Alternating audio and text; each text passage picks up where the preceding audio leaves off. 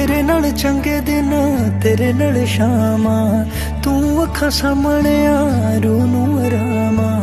जदों तक चलदी ना बस सोहणिया, तेरी लगी रहिंदी ए तलब सोहणिया। तेनू ही मैं खास रखा, तेरे तो ही आस रखा, दिल मेरा उमरां लई तेरा ही गुलाम।